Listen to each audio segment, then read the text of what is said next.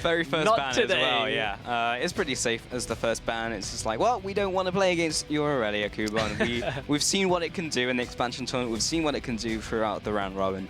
Taking that one away. Annie is an interesting ban. Will be thrown against Hiva. Yeah. All I've really seen of Annie, at least in the Challenger series, is Annie getting caught and dying a lot. In the rest of the regions, of course, she's been super strong. Got the engage, of course, is great.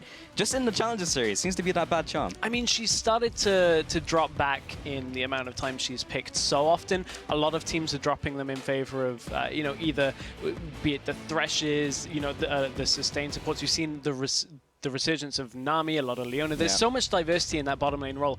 Annie's still there, but not picked as much as possible. So it's a little strange that they'd take it away from Hiva. Well, we have flashed out the rest of the bans, which will be Swajani, Rumble, Zed, and Nidalee, aimed at that Gilius, of course. I mean, Gilius has had some great games with Nidalee, and Morgana will be first picked by gamers too. So they have that nice flex, the ultimate flex. Could be top, could be bot, could be mid.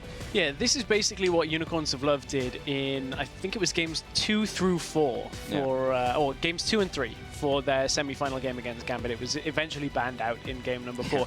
It's a European strength.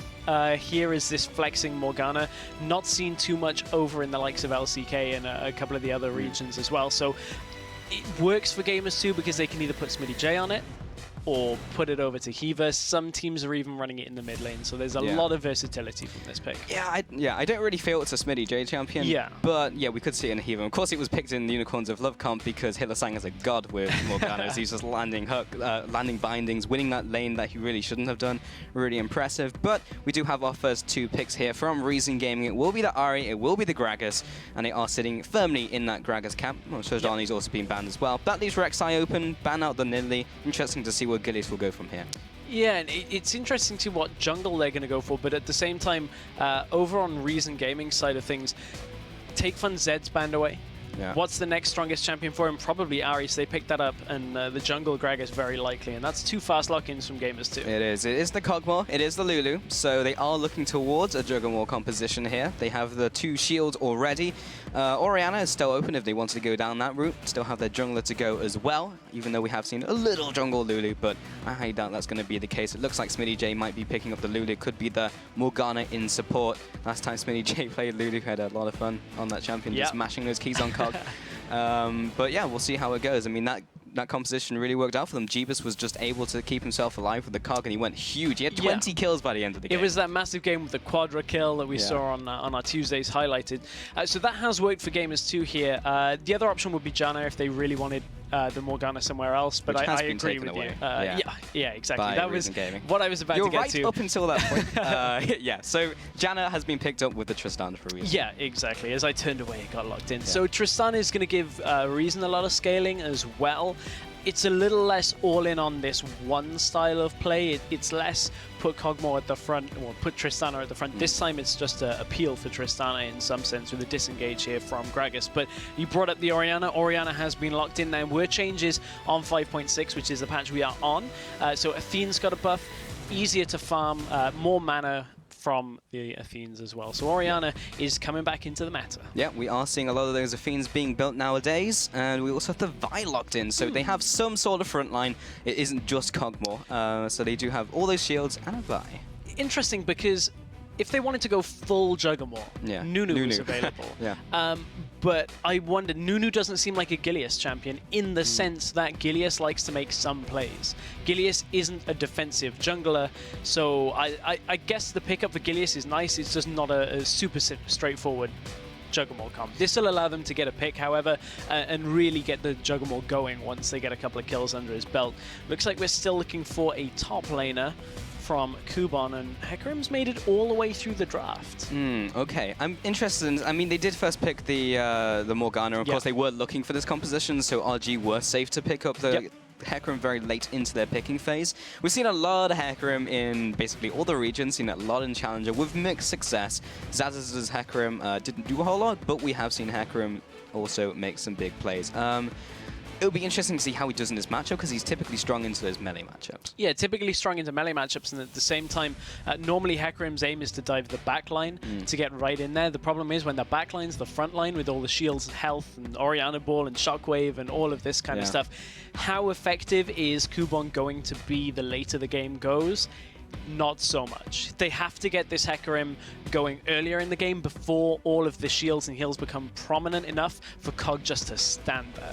Yeah, and they've also picked up the Tristana, so they're looking for some sort of late game to try and go toe-to-toe with the Cog, but if Cog gets ahead, and Jeebus we know he can, especially with the Vi, they're looking to get those lanes rolling, so I feel like we're going to see a lot in the early game trying to get those specific carries ahead, and then in the mid game just try and butt heads and see who comes out ahead. And there's a lot here that can pick off Cog as he walks forward, potentially before the shields go on him.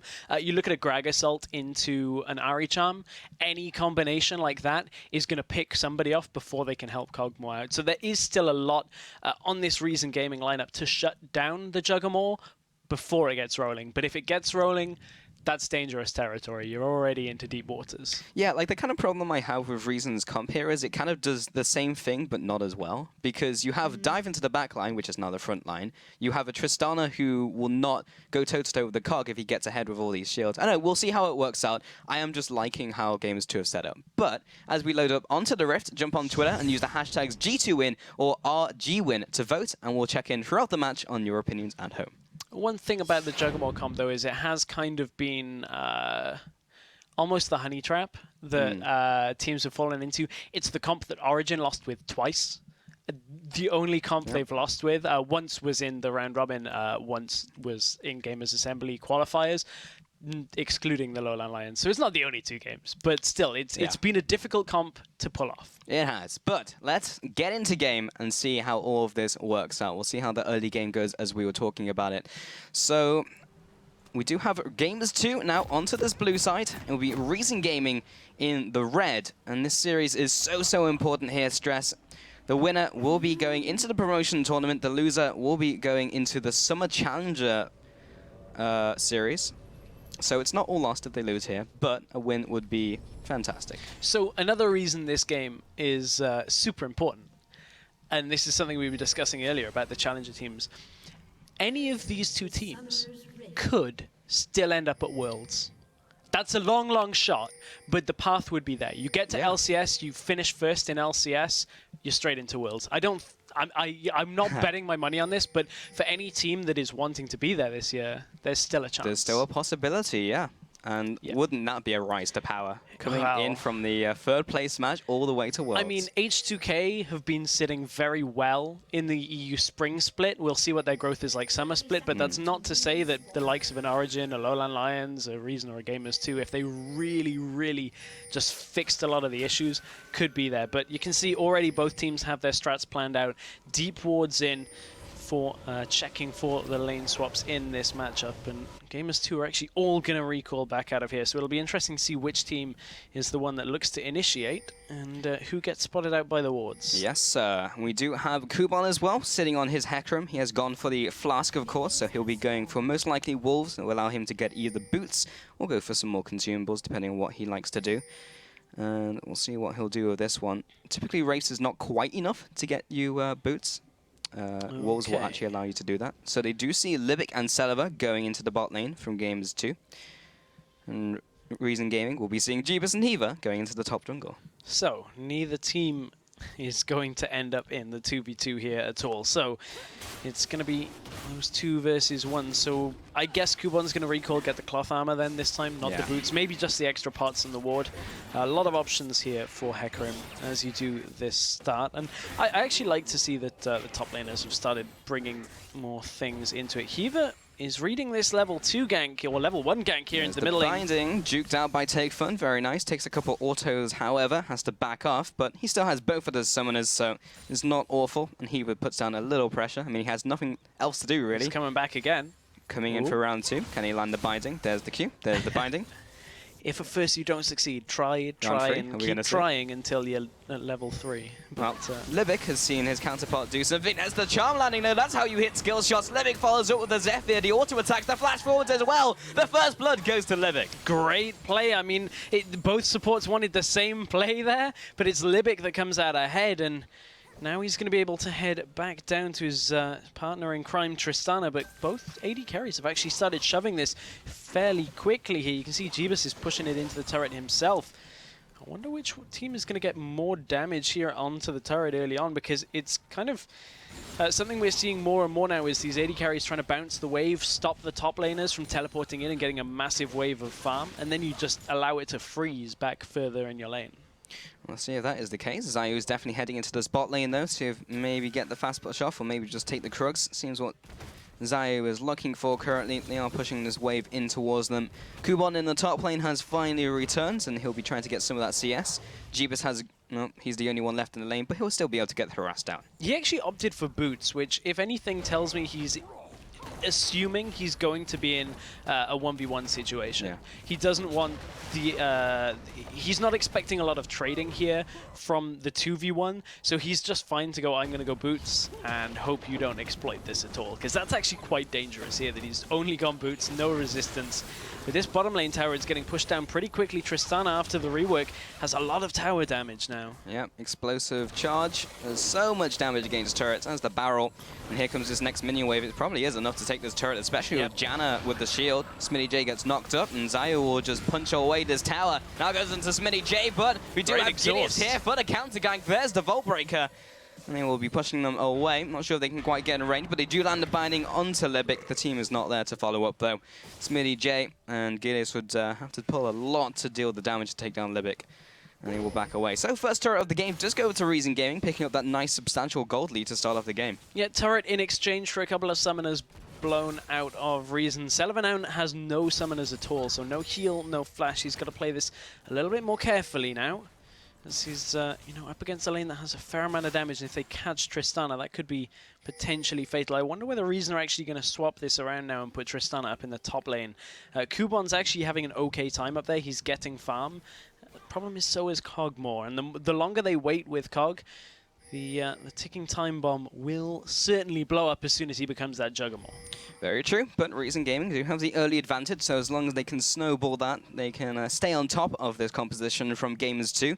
Gideus has opted towards the skirmishes, interestingly enough, for his jungle item. Zayu has gone for the stalkers himself, has all the sustain in the world, does not necessarily need to go for Trailblazer.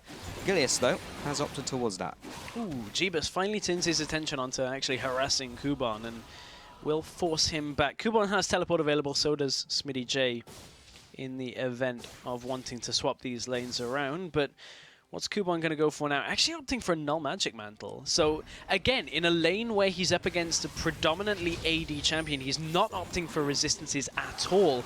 And he's just banking on the fact that Jeebus won't want to trade, but we just saw how that trade went against him. He's expecting them to swap the lanes anytime now. Yeah, he's going for the opposite resistance of what we would expect. We do have Heaver heading into this bush now, just staying in the shadows, as Gideus is also heading into the top lane, maybe trying to get gank down onto Kuban. And they will be pushing in this wave. This will have to be pretty slick if they are to pull it off. Kuban is almost 4 HP. He smells something, yeah. Puts the ward over the wall, but has not found Vi. No matter how this works out, Reason Gaming will pick up an advantage in the form of Dragon. So they need this kill to go down, and they need to probably take the turret on top of that. And all Kuban really needs to do is back away. I mean, Gideus does not have his ultimate, so yeah, the pony is out. Kuban playing this one smart, knew he just couldn't sit in that lane. He doesn't even have that Hex Drinker completed yet, which of course will give him a little bit of damage and a little magic resist on top of it. Not enough, however, to sit in front of 3 people under that tower, as that tower is going to take a fair amount of damage. But down in the bottom lane, look at how much freedom Tristana's getting here. Already pushing Lulu all the way in towards this inner tower as well. Yes, she is behind on farm. Now the turrets are evened up. Ooh, Smitty J's going to trade with Selva here. They're both level 5.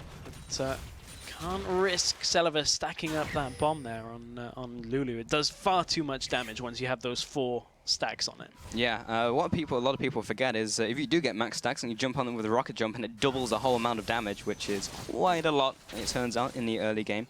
Typically, though, she never actually gets to do that, so she's actually a fairly weak laner. But we do have Kuban, or rather, Take Fun and Iker in the mid lane. Have not really talked too much about them, as everything has been revolving around them in top and bot.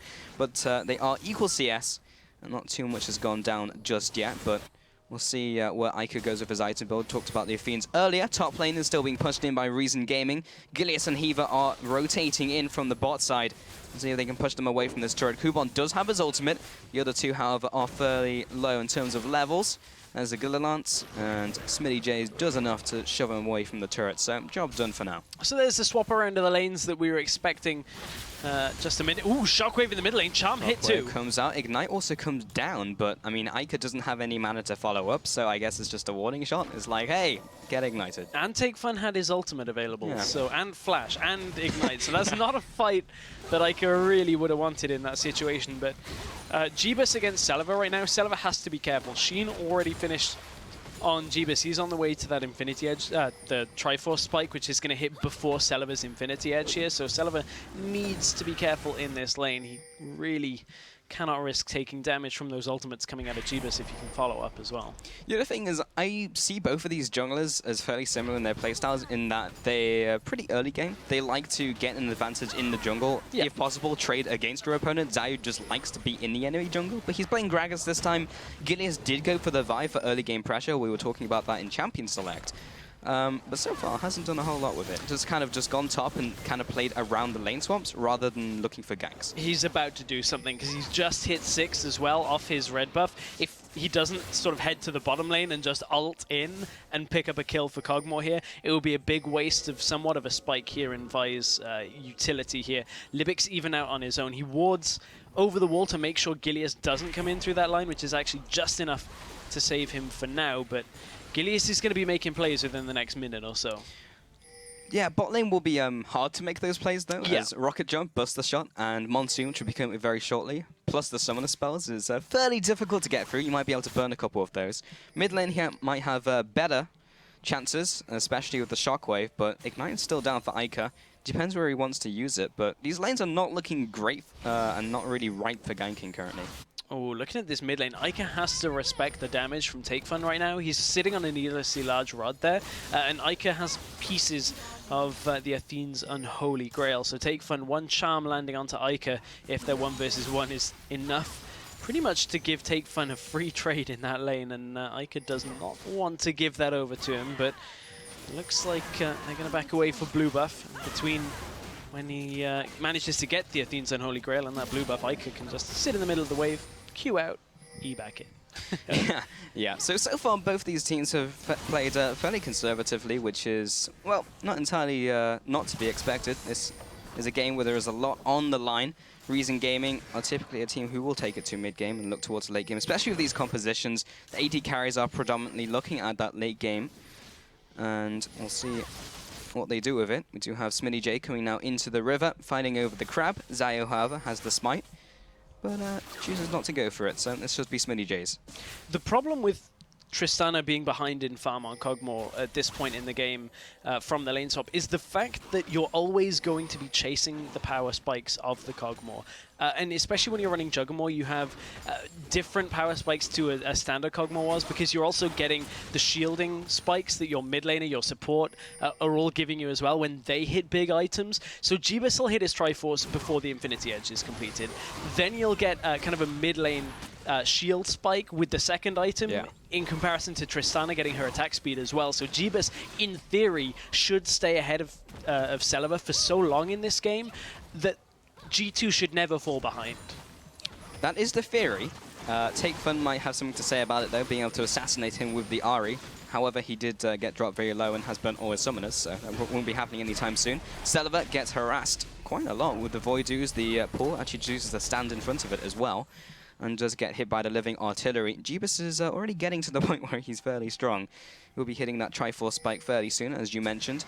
Mid lane as well, Ica did get the better of Take Fun just in that small trade there. He has now gone for the Athenes, as expected.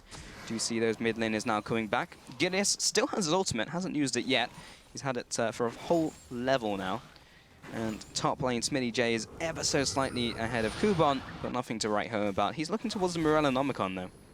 And Kubon on the other side of things has got his home guard boots as well with those Mercury Treads, so look for those teleport plays when these team fights kick off. Dragon is coming up. That should be the next point of contention for both of these teams. You have to feel like if G2 can hit that Triforce spike before, they would be in good stead, but they're actually a good few hundred gold off. It's 900 gold on Jeebus right now. So he needs at least 200. Oh, Kuban's actually teleporting in bottom lane behind Gamers 2. This is dangerous. He's looking for his explosive cast, comes in with the home guard, goes down to Jeebus, but good juke with the flash, doesn't even get anywhere near. Gilius now trades off against him on the front lines. Heaver does go down. Do they have anything in the tanks to come back in this? Smitty J did come into the fight with his own teleport. There's the ultimate onto Jeebus, but he's not strong enough just yet. He does get knocked away. Interesting mechanics as Celiva eventually knocks him down with the explosive charge. There's the double kill as well for Celiva. They should never theoretically fall behind, but plays like that from Reason Gaming will put them ahead. So that's the thing. They shouldn't fall behind if they play safe, but Reason knew they had the teleport timing. Ica, wow. Mid lane as well. There's the shockwave. 2 more charges left. The Spirit Rush. He will be using the first. There's the second. Ignite goes down onto Take Fun. And indeed, Ica was not enough damage to take down either mid laner despite that fantastic charm. That is the Dragon now going over to Reason Gaming. But that was great teleport timing from Kuban. They knew they had a weakened Cogmore at that point. He didn't have any good items. There was not enough shielding to keep him alive. And we talked about in Champion Select, Reason's comp wants to split G2 apart before they can get any of the shields on Cogmore and kill either the shielding champions or the Cogmore. And that's exactly what they did. That's a great 3 kills onto Celiva, which makes Celiva all the more deadly now in these fights. Yeah, it was also a great teleport by Kuban. His ultimate burnt the flash from Jeebus, so he had no way of getting away after that. So, ult for a flash is absolutely what Reason Gaming want every day of the week. All they need to do is spend one of those ultimates. It could be an ultimate from Zayu as well. Those fairly low cooldown ultimates for a flash. It just means Jeebus is never able to get away. He has to be at that front line, and he has to stay and fight no matter how the fight goes. Now, Zayu is in his jungle. He has gone for that Cinderhulk, of course. Gilius has gone for Warriors. Nothing out of the ordinary. He'll be trying to jump on top of Celiva or indeed Take Fun. There's a lot of peel for that backline now. Will be fairly difficult to go against. And talking about items, Luthen's Echo has been the first item for Ari, so looking for that early game burst of power. It's also going to give them a good amount of wave clear here as well, on top of the sieging potential of Jeebus. So it makes Reason a little bit more versatile, and Reason now with 4 kills on the board to Gamers 2-0. G2 have a small window in which they can be behind before their comp really faces a lot of problems. You're looking at about the 2 to 3k gold mark at around 20 minutes. If you're further behind that, it's a bit of a problem, but we'll have to see how this game goes. Yeah, and you guys at home definitely think that G2 have the advantage, 59% to 41%. But that has certainly decreased. I mean, it usually was typically more for Gamers too, but their performances over the last couple of weeks has put a seed of doubt into people's minds. Yeah, quite a large seed of doubt. It's starting to grow as well. The problem that Gamers 2 also have in this game is they haven't secured the first 2 dragons. And that's the other important part of a later game scaling comp like Juggermore, is you get to 5 dragons and you just roll over the enemy because that's your comp spike and your 5th dragon. Reason, on the other hand, they like going late game. They've got 2 dragons already and they're ahead with a Tristana. That makes for a very tough late game for Gamers 2 now. They've got to be very careful that they don't drop too many more kills, otherwise Reason are just going to run away with this. Yeah, they are poised to potentially take this game. Gamers 2, though, are responding, keeping up the vision control. There has been a decent amount this game, especially with, well, Dragon isn't on the horizon, but they are keeping it up regardless. Jeebus trying to get the harass down onto Celiva. He is now 3-0. He's in pretty good shape, already has his own Infinity Edge, so he's trying to match those power spikes from Jeebus. And in the mid lane here, as Libic just carries on warding, do have Zayu heading into the top lane, trying to get something done, has been warded up. Kuban does get turned into a snowman briefly, follows up with the damage from Rampage, does not choose to dive the tower. Smitty J has his ultimate, but it won't be enough to keep him alive from all this damage. There's a Spirit Rush, there is the charm, there's the Orb of Deception, and Kuban as well for good measure. That is a very dead Lulu. The reason they're playing around this Hecarim pick so well right now, and it's the problem that when we watched Maus play it, they weren't really doing anything with the Hecarim. He wasn't getting the right engagements, and they weren't playing around Hecarim's power either. But Reason are doing a good job of getting kills across the map with this Hecarim when they're able to. They do, however, drop a tower on the bottom side. It's traded top side to the one they weakened earlier, and 5-0 right now for Reason Gaming. Yeah, they are taking a strong hold over this game. However, in terms of the tower objectives, Games 2 are always able to take something, while Reason Gaming are doing the same to them. Take Fun now seeding the middle lane, trying to get a charm off. A single charm right now with the amount of damage behind it with Zayu and Kuban typically means a dead person if it lands. Now, reason they're going to have to throw a lot at this middle tower unless they can get a pick. With a pick, it becomes very easy, but with Orianna standing in front of that tower, just wave clearing, there's not too many ways you can brute force that. So G2 have to ward up exactly as Gilius is doing. The part that he hasn't done here, though, is de-ward the catwalks and the bushes around this middle lane. That's the other half of this, because a straight Ahri charm into a warded area could be enough to blow somebody up and take the turret. G2 have to play this safe. Yeah, they have so much picking potential from Reason Gaming. Oh, there's the charm. There's the Orb of Deception and the Luden's Echo. Takes Ica to 55% around that mark. It's enough already that G2 now have to show Heaver and shove the lane so that Ica can look to back. Because he's in killing range Yeah, now. exactly. One more charm plus the ultimate would have been enough. This is now good de-warding out of G2. Reason, they've sent Tristana bottom lane and Hecarim up to the top lane, so they know there's no immediate pressure, so they can clear these wards. Nevertheless, G2 are trying to hold on. Ooh, that was a close charm there.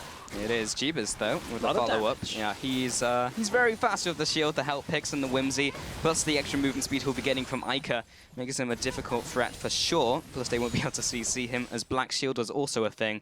Dragon is now 40 seconds away. Vision is being fought for by both teams. Pink Ward taken out in the mid lane, Pink Ward taken around in this tri-bush as well from Reason Gaming. And this is good Dragon setup by Reason. Big wave shoved in the bottom. Big wave shoved in at the top. They know they have teleport available, as does Smitty J. So this is just the setup that you need to start looking for objectives. Jeebus is pushing out in this bottom lane. He has to be careful. Oh, out from nowhere. Celev also has the Buster Shot. Doesn't pull the trigger on it just yet. There's the explosive charge. That is a lot of damage. Oh, that is exactly what Reason wanted as well. Double summoners right before a dragon comes up, and you may be looking for a fight here. First of all, Jeebus has to get to the fight. Second of all, he cannot miss position now in this fight at all. So Reason should, in theory, get this one fairly uncontested.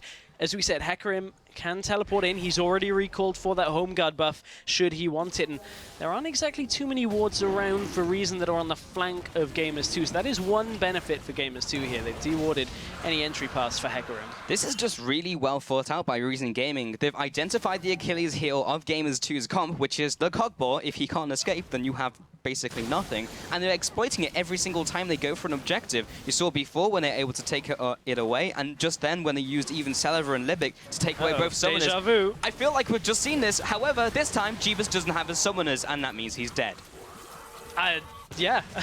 I mean, I'd love to throw down a little bit more analysis. The fact of the matter is, it's the same play all over again. Yeah. And that's just Reason Gaming knowing exactly where they can exploit G2. We said in Champion Select, if you shut the Cogmore down before he is able to get to the point where he's tanky from all the shields, they'll never get to the Juggernaut comp. You'll never get to the end goal. Yeah, that is a serious issue which they have to fix basically immediately if they want their comp to work, because it doesn't matter how fed that Cog is. He can be 20-0 like he was last time, but if he gets caught, if he burns both of the summoners, then Reason Gaming will jump on top of you with Ahri, Hecarim, and Salvo will detonate you. The fact of the matter is, this game is going towards the late game regardless. Yeah. This game will be decided on late game decision making, and so far Reason's decision making has been better. That's not to say they've won this game already. Neither team has this in the bag because how both of these compositions are, just in the fact that, as you said, late game team fights will win. But G2 haven't really picked up anything in this game so far. And that's a big problem. No dragons, no kills. Only 2 towers from the tower pushing game. It's like we said in pre-game stress, Reason Gaming's decision-making when it gets to mid and late game just seems to be superior to, I would say, pretty much every single team that is still in the playoffs. You take a look at Origin, we've talked about how they are carries, they are not decision-makers. Gamers 2 as well, right now, you can even see it in action right now, they are just outthinking them. So Reason Gaming, they really have that strength, and it is difficult to play around if you do not also go toe-to-toe with that ability from Reason Gaming. G2, however, have one good point to this current moment in the game. Now that Jeebus is past level 11, they have that big spike from the second rank ultimate from Cogmore. So if they can use that to siege, that'll be a very effective way of pushing Reason in. You can see Ica has a lot of damage as well. They could take fun. Take fun. He goes down. That is a lot of damage in a very short amount of time. This pick will allow them to get the middle turret. Yeah, G2 knew that was their time to group. They had the items the level spike as well. But Celeber, meanwhile, is taking an inner turret, so already Reason have the benefit so far, but this turret's going to die very quickly. It will. How much can they get off this 1-3-1 push? Well, Kuban is in base. They take the middle turret as well. Fantastic. Kuban does have his teleport, though, and indeed Home Guard. He's waiting for it. He's hovering on the fountain, just in case they want to pull the trigger. Meanwhile, in the bottom lane, Celeber is still pushing. And the teleport came he's through. going to take the inhibitor turret, and Smitty J, they do go for this fight in the mid lane. Zayu, he will go down, but all they're trying to do is delay the recalls, because there's nothing Lulu can do to stop Celeber. He might just take an inhib here. They need to close in behind him. He now chooses to back off as he clears out the minion wave. He still has all his summoners. He has all the ways to get out of this. He'll turn around onto Smitty J. He can just burst him down. There's the knock-up. The follow-through as well. Looking for the last auto attack. Should be able to get it. Buster shots him down. Now he has to face the wrath of the Cogmore. He'll chase him over the wall. There's the follow-up with the ultimate, and Gilius should be able to punch him to death. A great ultimate by Libic. Doesn't actually knock them away, though. Only heals him for a little bit. There's the ultimate coming in. Gilius finally takes him out of the excessive force, but they got so much from that. They were just chasing that goose all the way around their jungle, and Take Fun will just take your mid lane. Celeber got so much from that push, so that all started with 2 towers apiece on the scoreboard. So what happened was Gamers2 take 2 turrets in the middle lane, Celeber takes bottom lane 2 turrets, and now Reason get the outer turret as well. Reason come out ahead on the turret game. Gamers2 got a good few kills in that trade as well, so that'll help them with their itemization. But again, this is just pushing us to the point where both of these later game carries are starting to get very scary. You can see that even Jeebus, while being quote-unquote behind from earlier in the game, has a lot of damage now that he has his 2 items completed, with those ultimates falling from the sky as well. Celeber on the other side has a BF sword on top of his already Infinity Edge and Static Shiv, so both of these teams have got to respect the AD carries. Yeah. But Celeber is always, bizarrely, the split pusher of Reason Gaming. We saw it actually in their series against Origin in Week 2, where he was on Graves and he was just pushing their mid lane. And he's always the one making the split push pressure over Kuban, who has the teleport. Yeah, I mean, Kuban with the teleports as well is a big point. You look at that last engage, he teleports in, couldn't actually get the engage from the side with the Hecarim either. Zayu, you have been caught, sir. He can get away. There's a lot of damage from Jeebus. Comes through. Oh, he'll flash over the wall. That was an aggressive flash.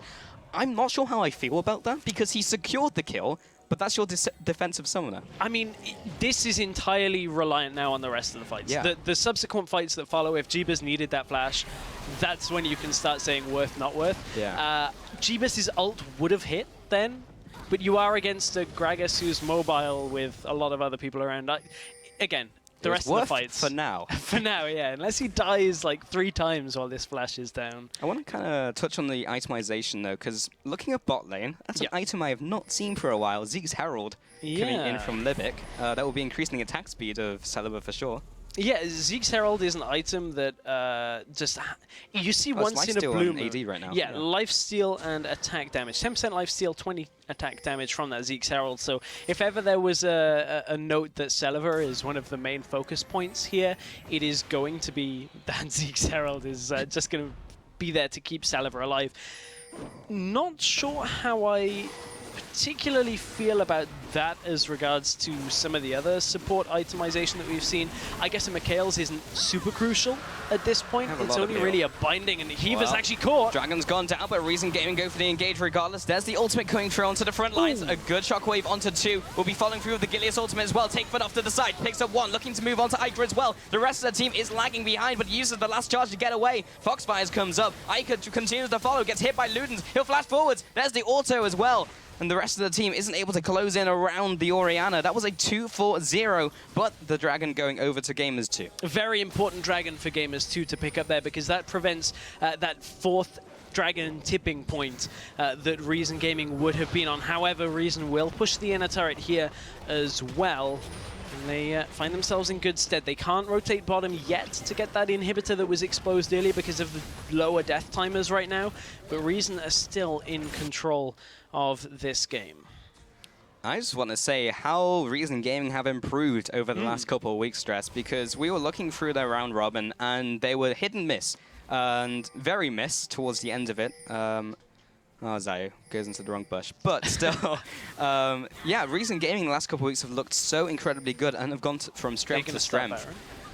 I mean, they have the percent damage from Cog. It will die fairly quickly, but with Reason Gaming around the corner, maybe not the wisest of decisions. The other problem is G2 haven't set this up.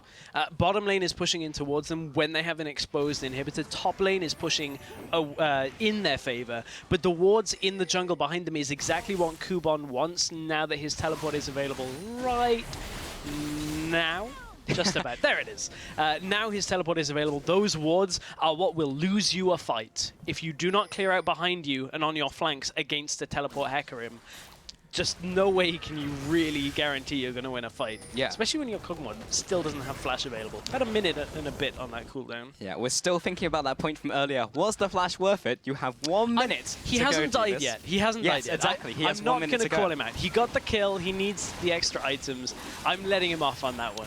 I'm not letting him off until it's off cooldown. Hey, it's your battle to fight. Yeah, it is. Because if we get into a team fight and Kuban jumps on top of him and he dies because he doesn't have flash, it's not worth it. It wasn't worth it. Okay, we'll see. But for now, it was. Let's see what Kuban's going to do. He's got the teleport, so he heads into the bot lane, going for the 4-1 currently. Celiver, he's saying, take a step back. I know you like split pushing, but you really should be with the team. And Kuban now, who do you send to fight him from Gamers 2? Who goes in the 1v1 against a Hecarim that has Triforce and a Spirit Visage with Mercury Treads as well? There's so much AP on the side of G2 that nobody can reliably force Hecarim away. So it has to be Smitty J from the teleport standpoint, but if a fight kicks off, Smitty J is like one of the champions that is going to be able to protect Jeebus the most because he's the Lulu. That you need the wild growth and the polymorph and the shield and everything to keep him alive. So it's a very difficult choice now on how you play around Kuban and how Kuban pushes. I want to see Reason continue to shove top in, continue to split push in the bottom lane with that exposed inhibitor, and just never really engage on G2. Just always be around for presence, always continue your warding patterns and de-warding, force G2 to sit there and not really be able to do anything. Right now, Kuban has gone back to base. He has the home guard available. He is looking for a chance to go in. He has 5 different entry points behind them. And it's just a question of, can they murder them before Smitty J jumps into the fight? He's got 4 seconds. Not with Celiver up in the top. Yeah. That's the one issue they have. Also, just to note, every time Kuban goes back to prepare for a fight, it's 1, very obvious, and 2, releases pressure across the map. It allows Smitty J to clear the wave out in front of him. So they may just have to be a tad greedy here and do this without the home guard if they get forced into it. If Reason can actually bait G2 deeper into the Reason jungle, it will still work for them because the amount of pressure is still the same on G2 because of how far they're pushed up. But as yet, G2 are staying fairly reserved, which is exactly what they need to do so they don't get baited. Every couple of seconds, you'll see Kuban just stay still and wait for the teleport. But remember, you have to be 10 seconds ahead of the fight. Yes. Because you have to recall, which already takes 8 seconds. Yeah, that's the difficulty. Yeah. Setting it up. And as I said, it's a tad obvious as well. But very effective when you see it done. Yeah. I mean, you look at some of the times we've seen Hecarim in the LCS as well. Look at Kuban pushing up already onto the inhib. He's drawing attention. They're sending 2 people towards him. Ica and Bo Gilius are heading towards him. They only commit Ica. He's still going for that inhib. As long as they can take him down. Oh, Take Fun taking so much damage in from Jeebus. He will get exhausted trying to get on top of him. But this is a 4v4. There's the jump. He will get the smash down. Oh, and Take Fun blows him up. Also, Celiver over the wall. No one can get near him. That's a 7-1 Tristana deleting your team. Take Fun as well tries to get into this fight. Gilius now jumping away. The ultimate has to be used on top of their jungler, and meanwhile they've just left the horse in the bot lane to take the inhib. Great all-in bait by Reason Gaming. They're like, we're starting Baron because we have to show that we're doing it, so you actually come to us. We can't just stand around, there's too many wards here, and G2 had secured the crab vision as well, so Reason had to say, we're doing this. Here comes the teleport in from the base, so this is Kuban about to go huge if they can get into this fight. Looks like they don't want it. They want to take Baron instead, which I think is a very smart choice right now. Yeah, they're still pressuring though. Gamers 2 are on the doorstep. Gilius jumps in, tries to get the smite down. There's an ultimate only onto Celiver, but he might be the person they need to kill. There's the rocket jump. There's the reset as well. Jumps back into the fight. Smitty J is out of mana. You have nothing to do. He does get shielded though, but will he pop? No. He has his he has shield. Ooh, Zayu dropping low. Calculated. So that was a good force situation out of Reason Gaming. They didn't want to be kind of standing around not doing a lot for a while. Kuban was getting good work done in the bottom lane. They knew that Celiva was very strong at that point as well before the fight. So they start the Baron knowing they were in full vision, peel away from it as soon as Gamers 2 step into the river and then take the fight. They know Smitty J has to teleport in, which gives Kuban the inhibitor, and then Kuban can back to base, teleport in to secure the Baron. Good calculated play out of Reason Gaming. Celo hasn't been back yet, and he just picked up a lot of kills. Yeah. I'm wondering what he's going to be picking up and how much gold he has. He'll be, yeah, he's already incredibly strong. He's already set on very... 3K. That's a big item, straight up. Yeah, and he's already ahead of Jeebus, and there's a Last Whisper. So he's currently sitting on 4 items compared to 2.5 from Jeebus. I'm just trying to think of ways where Gamers 2 can come back into this one, Stress, because Reason Gaming, they've outfought them at pretty much every step of the way. They've got the Baron, they just took the Dragon, now 4 Dragon pressure. They have everything going in their favor. The problem for G2 was their composition could afford to be a little bit behind. But against the Tristani, you fall this far behind, especially after Cog had the better lane swap phase. We were kind of expecting Cog to stay ahead, but it was that bottom lane fight that gave Celiva 3 kills that just made Celiva far too difficult for G2 actually to handle. And now G2 have to just dig in deep and hope that this Tristana isn't strong enough to just roll over everybody, which unfortunately she is. Yeah. And Celiva has had a great game here. This is going to take one do or die fight, and I don't know whether Jeebus has the damage. Look at that explosion damage onto the turret. That's another exposed inhibitor. Yeah, he's 8-1. Every single other member of his team only has 1 kill. So you can see where the kills have been going this game for Reason Gaming. Mid lane is pushing in, top lane's pushing in, bot lane's pushing in. Reason Gaming have really been playing the waves well as well. I mean, we haven't said that about too many challenger teams. We've been like, you need to push that, you need to push that. But Reason Gaming have been all over it. They've played it by the book, they've got the wards, they went for the dragon, and I can definitely see them. I can see them twice. Hey man, it's all good, but... Gamers too. I mean, Reason have managed this map control very well against a composition that really needs to be as 5 to fight, which is one of the Achilles heels of the Juggernaut composition. It's very, very strong when you fight as 5 while you're even or slightly behind.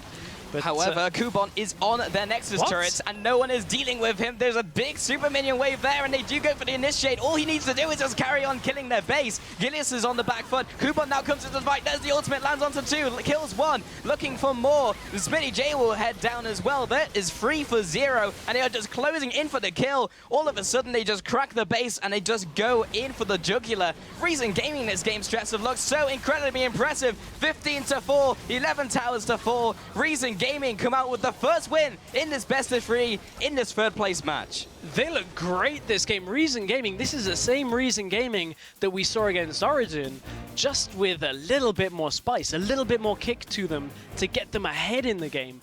And, you know, G2 played the map well to begin with. They got Cogmore ahead in farm. That's exactly what you need with a Juggernaut comp. Problem is, when you've got a scaling AD on the other side who picks up 3 kills before 10 minutes, that's very tough to balance that game. Yeah, and I will say right now, I said that I didn't like Reason Gaming's comp. They proved me wrong. I will call myself out on that, and they just performed so well in that game. They literally did everything. We said that towards the end of the game. They managed the waves, they managed their wards, they managed all the dragons, they managed the objectives. They put the power spikes in the right times. They went for fights.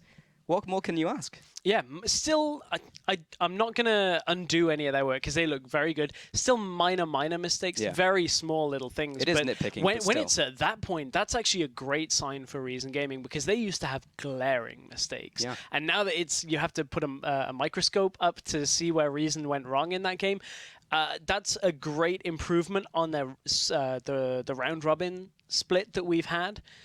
I mean, Reason Gaming, I don't want to say they won that game with the bottom lane engaged, but certainly that turned the game on its head. Well, you got the ball rolling for sure, Stress. So, yeah, and we head into the 2nd game very shortly, but Gamers 2, I mean, they didn't look as bad. They didn't look bad like they did in the last 2 series. They just got outperformed by Reason Gaming.